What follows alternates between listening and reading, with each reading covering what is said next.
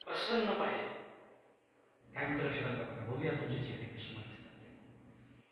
खरा तो एकची धर्म जगाला प्रेम अर्पावे.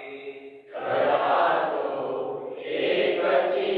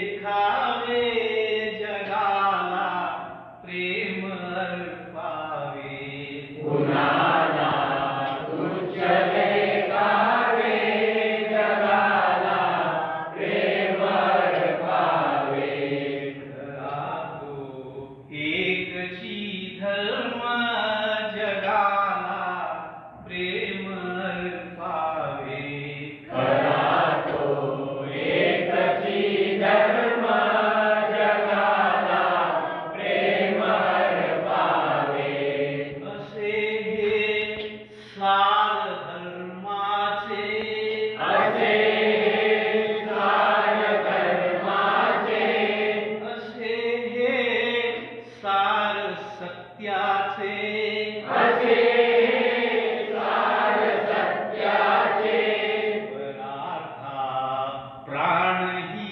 द्यावे जगाला प्रेम अर्पावे प्राणही द्यावे जगाला प्रेम अर्पावे इथे एक जाणीव झाली मला की जिथं खरा अर्थ आहे या सगळ्या प्रार्थनेचा आपल्या जीवनाचा तिथं तुमचा आवाज कमी झाला. परार्थ प्राणही द्यावे उच्चार नाही आला तुमच्याकडे. काय अर्थ याचा? खरा धर्माचा अर्थ काय? सगळ्या जीवनाचा अर्थ काय? तर याचा ह्या शब्दांचा अर्थच असा आहे, गुरुजी म्हणतात की माझ्याशिवाय परार्था म्हणजे माझ्या देहाशिवाय दुसऱ्या कुठल्याही देहाला जीवाला जर एखादा प्रसंग आला असेल, त्याला मदतीची गरज असेल, तर मदत मागो अथवा न मागो पण त्याच्या मदतीसाठी मी धावून जाईल, प्रयत्न करेल, मदत करेल, एवढी करेल. परार्था प्राणही द्यावे, मला प्राण द्यावा हरकत नाही, पण त्याला मी करेन. हा खरा धर्म आहे. दुर्दैवानं आपण आपल्या वेगवेगळ्या धर्माची नावं, वेगवेगळ्या धर्माच्या नावानं आपण भांडत बसतो, विचार करत बसतो. पण खरा माणूस की हा धर्म, माणूस म्हणून असणारा धर्म, तो अत्यंत महत्त्वाचा आहे. आणि हे खरं सार आहे आपल्या जीवनाचं, या प्रार्थनेचं.